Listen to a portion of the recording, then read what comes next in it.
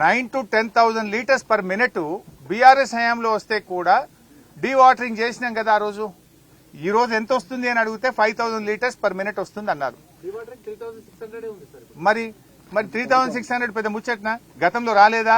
దానికి already settled system ఉంది. అదేదో కొత్తగా వచ్చింది, నీళ్లు బాగా వచ్చినాయి అని చెప్తున్నారు మీరు.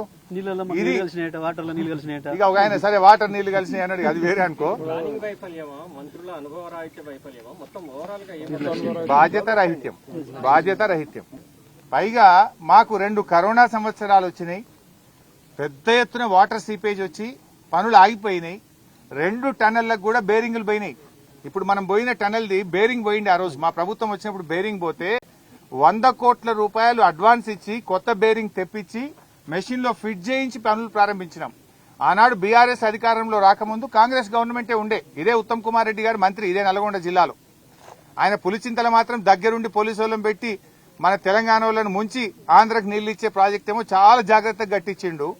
కానీ ఇదే టన్నెల్లో బేరింగ్ ఫెయిల్ అయితే ఆ రోజు కిరణ్ కుమార్ రెడ్డిని అడగలే.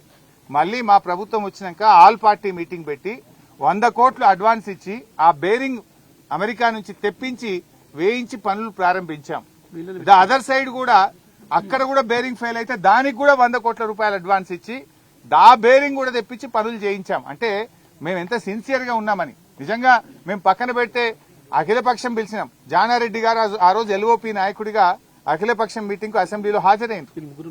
వీళ్ళిద్దరు కూడా వచ్చింది, కోమటిరెడ్డి గారు, ఉత్తమ్ కుమార్ రెడ్డి గారు కూడా అఖిలపక్షం మీటింగ్. ఆ రోజు కేసీఆర్ గారు ముఖ్యమంత్రిగా ఆయన అధ్యక్షతన జరిగిన మీటింగ్ వీళ్ళు ముగ్గురు కూడా వచ్చారు.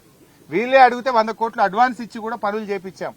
అంటే 2 సార్లు బేరింగ్ ఫెయిల్ అయితే 2 సార్లు 100 కోట్ల రూపాయలు అడ్వాన్స్ ఇచ్చి పనులు ముందుకు తీసుకుపోయే ప్రయత్నం చేశాం. డీవాటరింగ్ ప్రొవిజన్ లేకపోతే ప్రాజెక్టు పూర్తి కావాలనే మంచి ఉద్దేశంతో డీవాటరింగ్ కు ప్రభుత్వం సమ్మతించి కూడా పనులు ముందుకు తీసుకుపోయే ప్రయత్నం మేము చేశాం. కాంగ్రెస్ గవర్నమెంట్ వచ్చి 15 నెలలు అయింది. 15 మీటర్లు తవ్విన రవిలు. మరి 15 నెలల కాంగ్రెస్ ప్రభుత్వంలో 15 మీటర్లన్నా మీరు తవ్వినరా అని నేను అడుగుతున్నా. మమ్మల్ని అడుగుతున్నారు కదా. సరే మేము సమాధానం చెప్పినాం.